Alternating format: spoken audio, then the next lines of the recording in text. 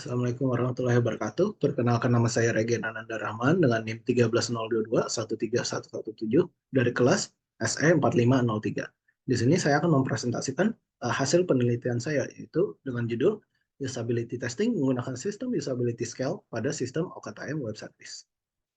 Baik, langsung saja masuk. Yang pertama ada daftar isi dari presentasi ini. Yang pertama saya akan membahas mengenai pendahuluan, kemudian ada metode penelitian, ada evaluasi dan kesimpulan. Baik, langsung saja masuk ke bab pendahuluan. Yang pertama, saya akan bicara mengenai latar belakang dan topik. Jadi, seperti yang kita tahu, pada era saat ini banyak sekali aplikasi yang tersebar di luar sana, di mana mereka selalu berusaha untuk mencari pengguna-pengguna baru untuk menggunakan aplikasi mereka. Dan namun itu terdapat banyak aplikasi yang dirasa sulit dan rumit sehingga membuat pengguna mereka itu hanya menggunakan aplikasi mereka itu cukup sekali saja dikarenakan kesulitan dan kerumitan tersebut. Tentu saja setiap aplikasi ingin sekali memberikan pengalaman yang terbaik kepada penggunanya untuk tetap menggunakan aplikasi mereka. Jadi semakin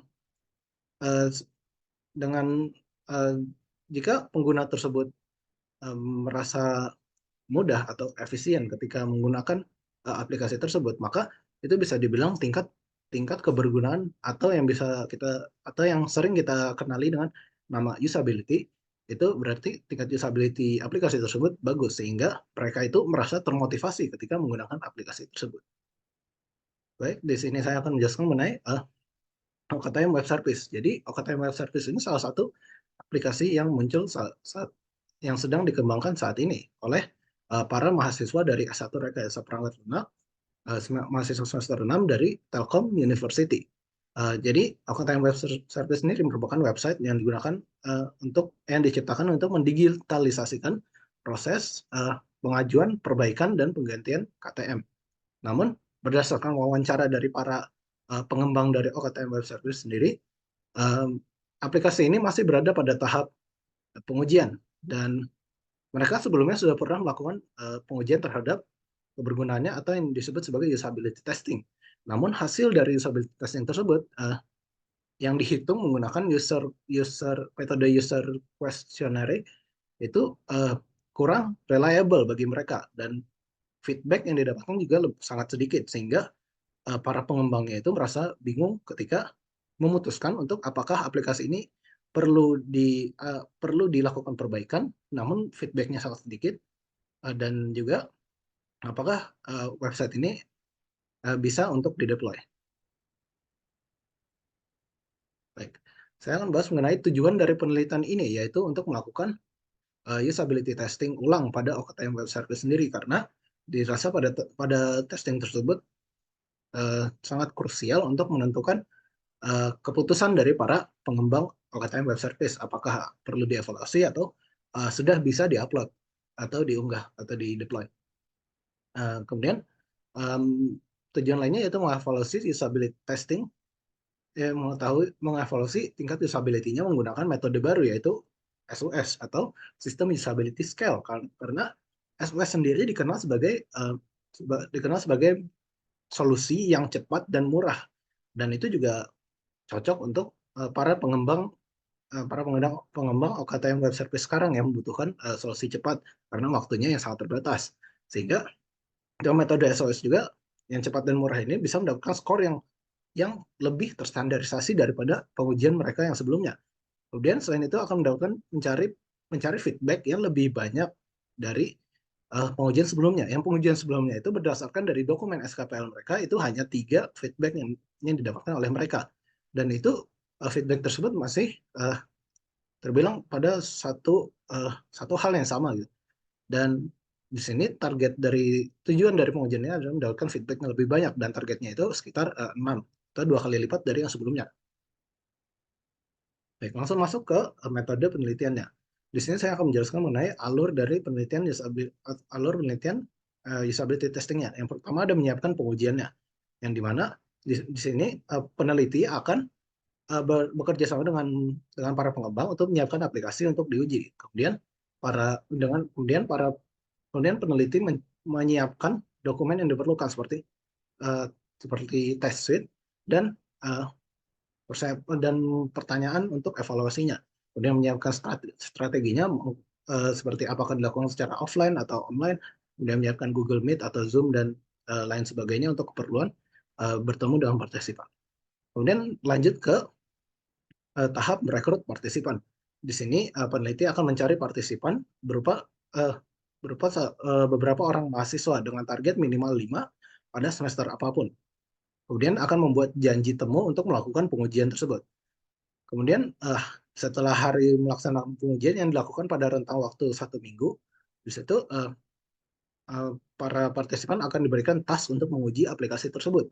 Dan setelah para partisipannya mencoba aplikasi tersebut, maka partisipan diberikan pertanyaan-pertanyaan berupa pertanyaan SOS untuk dijawab dan memberikan feedback.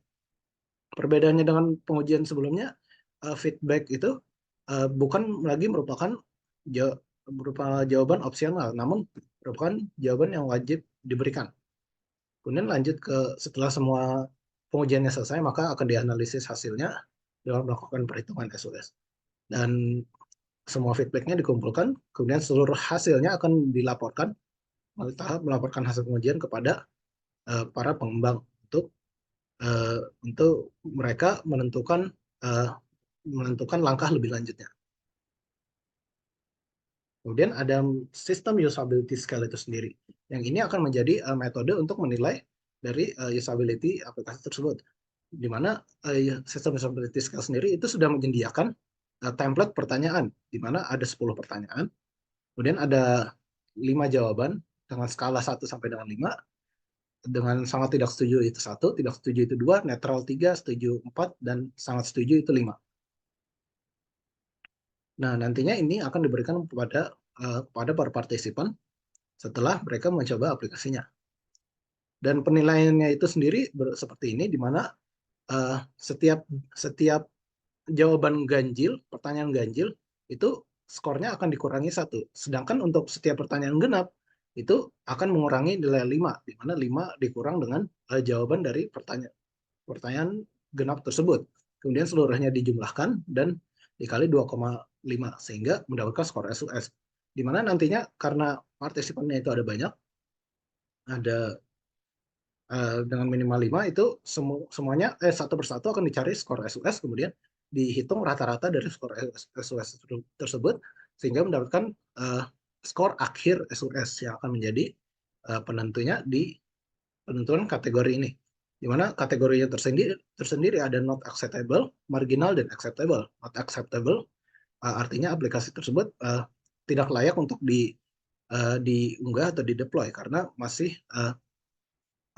sangat bermasalah. Kemudian ada acceptable sendiri, pastinya itu artinya aplikasi sudah bagus dan siap untuk dideploy.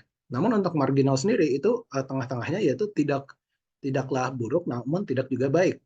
Disarankan untuk tidak dideploy dan mengevaluasinya kembali.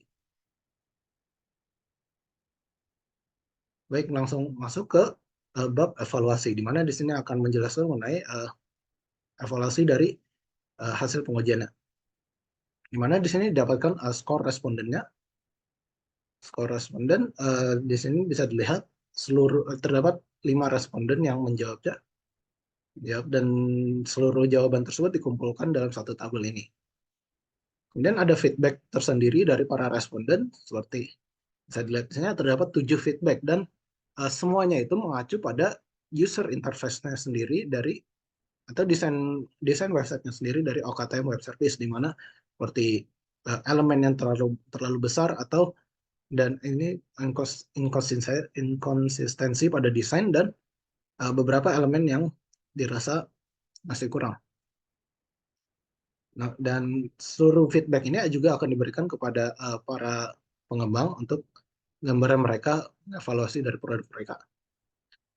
Kemudian untuk perhitungan skor akhir SUS-nya bisa dilihat di tabel ini berbeda dengan tabel sebelumnya yang ini sudah dikurangi oleh rumusnya tadi, yaitu seluruh jawaban pertanyaan ganjil itu dikurangi 1 dan seluruh pertanyaan jawaban genap itu mengurangi 5. Sehingga dihitunglah skor SOS setiap responden dan seluruh skor SOS tersebut dirata-ratakan sehingga didapatkan skor akhir SOS untuk OKTM Web Service itu sebanyak 69,5.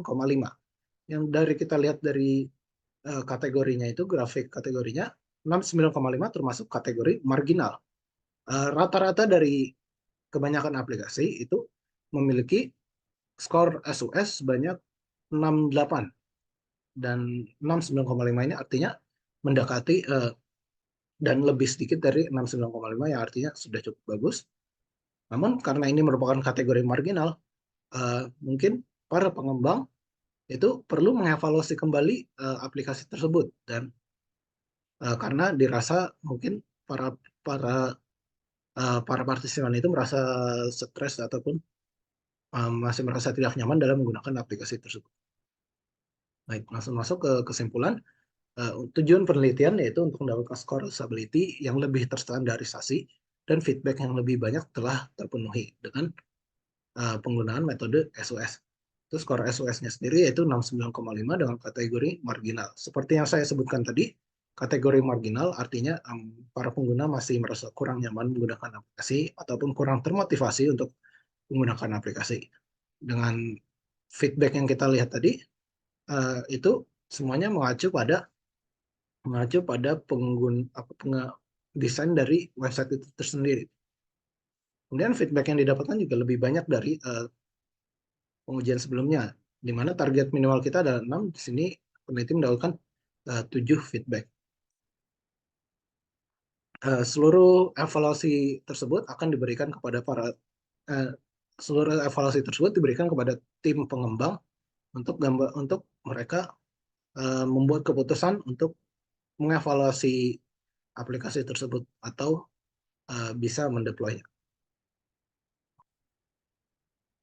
Sekian presentasi dari saya. Mohon maaf jika ada kesalahan kata. Terima kasih. Wassalamualaikum warahmatullahi wabarakatuh.